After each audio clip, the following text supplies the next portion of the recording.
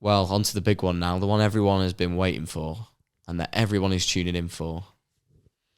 United 3, Nottingham Forest 2 at Old Trafford.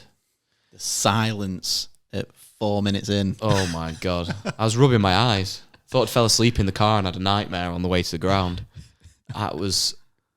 When we conceded... The thing is, the first goal, obviously from our corner, absolutely terrible goal to concede, but as soon as he started making that bursting run, we were in the Stretford end. They attacked the Stretford end first for some reason, didn't they? Oh, no, we did. They made us attack the Stretford end first.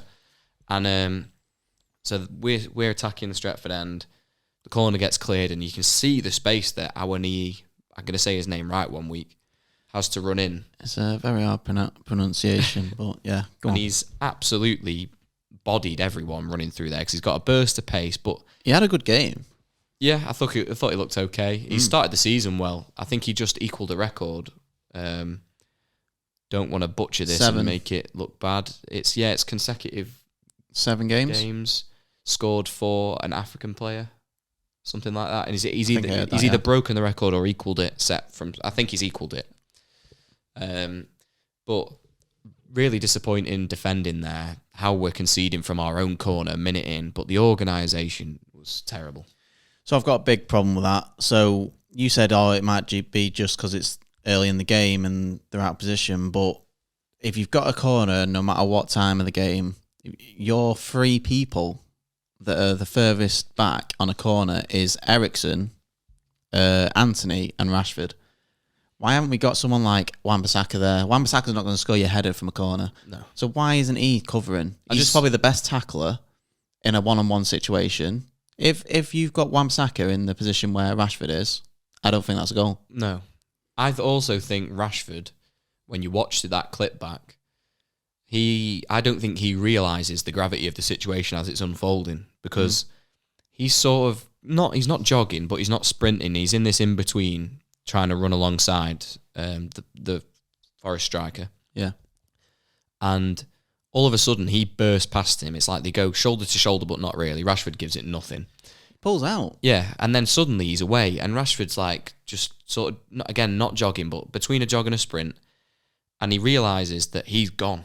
Yeah. And then he starts sprinting, and I think when he realises he's gone, he thinks, someone else is there. Yeah, but even when that striker, I'm not saying his name, even when that striker was through and Rashford caught up, he still didn't put he must have thought he was going to shoot. He's got to put a challenge in. Yeah, and even Onana thought he was going to shoot and ended up on his arse. He has been memed to high hell. It's not that. I think it's a bit unfair though, because any goalkeeper would have thought he was going to shoot. Yeah, he's put the striker's put him on his arse. Yeah, so it's the striker being clever. He's really made it easy for him as well because he's dived / fallen. Yeah, maybe you keep yourself where to put it. Yeah, keep yourself a bit bigger, but yeah, but again, very early in the game, still no excuse, but it maybe could be a reason. And then, lo and behold, the celebrations continue when 2 minutes later they get up the pitch and score from a set piece. Shit defending from Dalot. I mean, I hate to be negative about my own players, but I'll do it. Don't see it.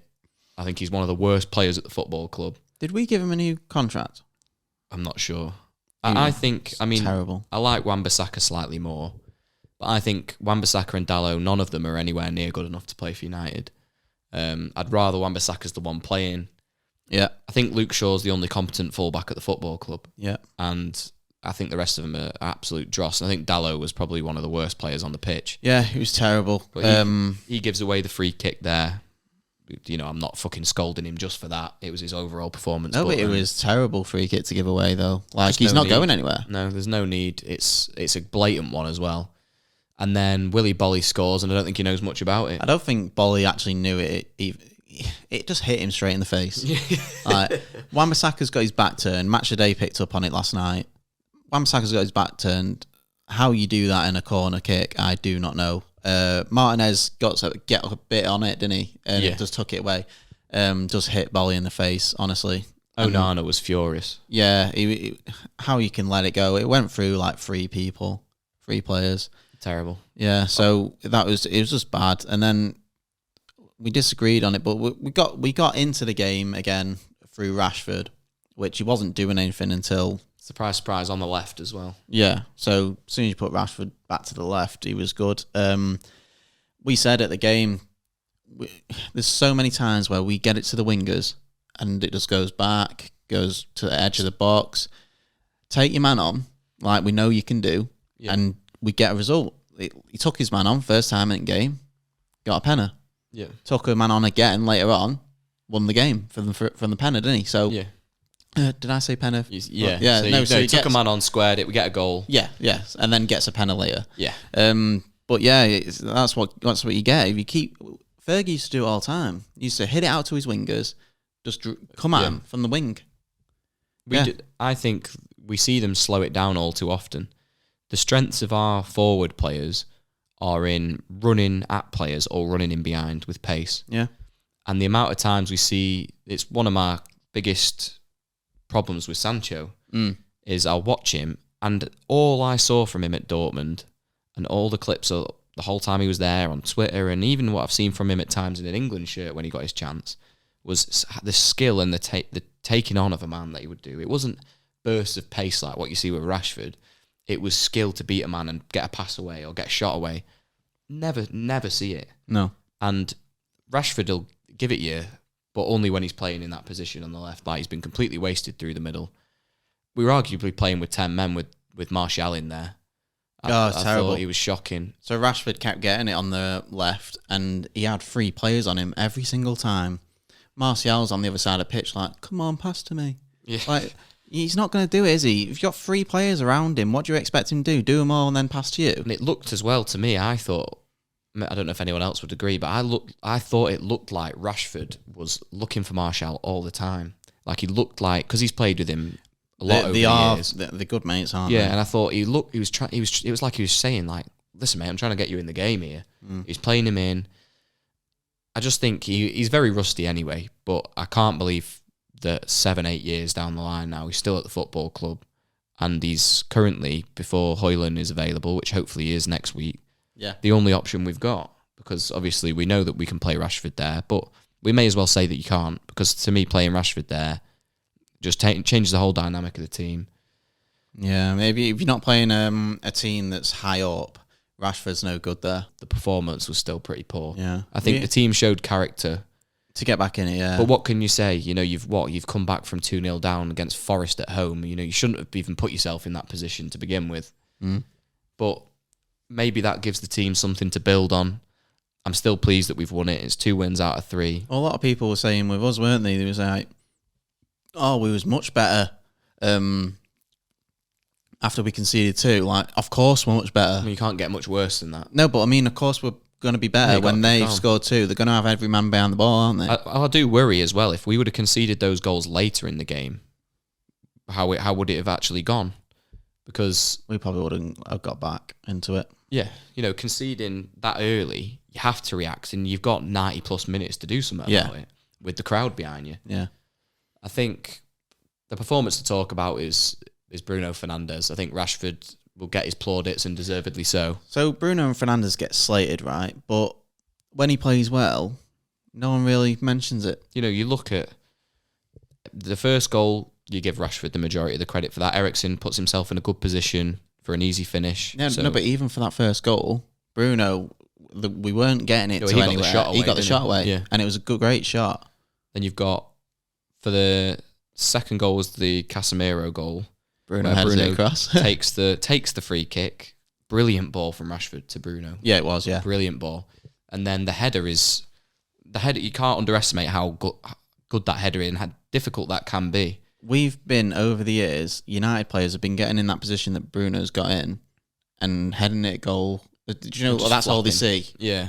And it's refreshing to actually finally get a player that looks elsewhere when they're in that position. Yeah, it says he's in a better position than me, but to cushion it down like that, there's a lot of pace on the ball from Rashford. Still hard for Casemiro on it. Yeah, because I think Casemiro has to control it, but then him controlling it gives the defenders and the keeper the chance to close him down. Yeah. If you watch it back, the keeper does come to close him down.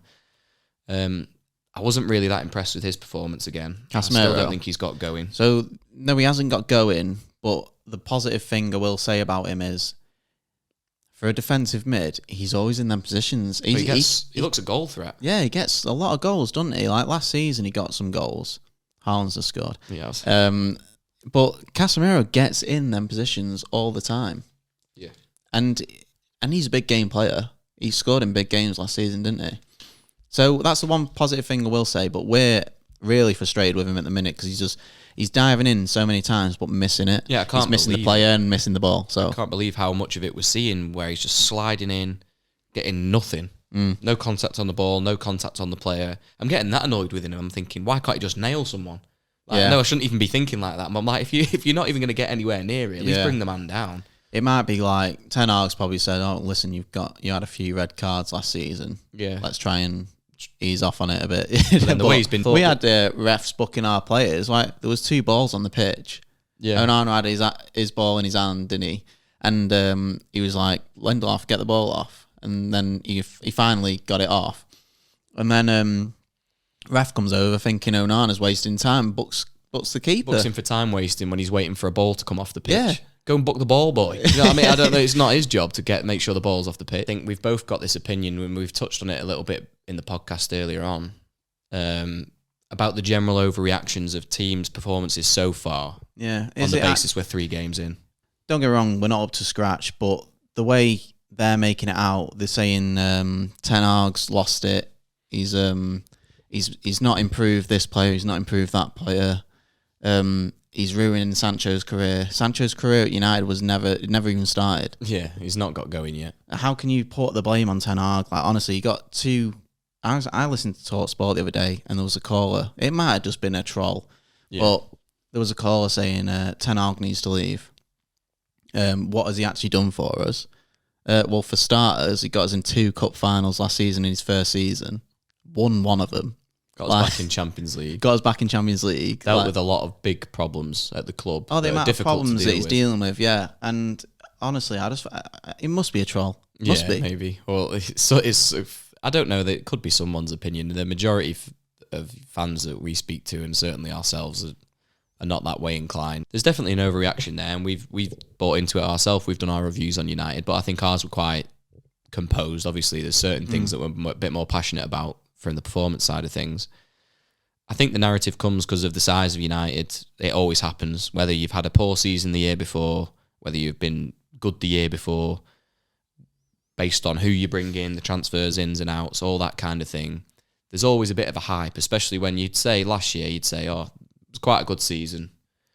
You've then signed all these players, so you'd want to kick on naturally, like I do. I think that we're going to win. Some people are saying it's not the problem. Ten Hag said it's not the problem. Yeah, he said it was the forwards and the defenders. He said they're all to blame, but we've been overrunning midfield in every match we've played. We had a bit more control against Forest yesterday, but so we know it's not Mount. No, it's the tactics. It's the way it is. It's like I've said before. It's not Maguire. We concede goals galore with whoever's playing in that team.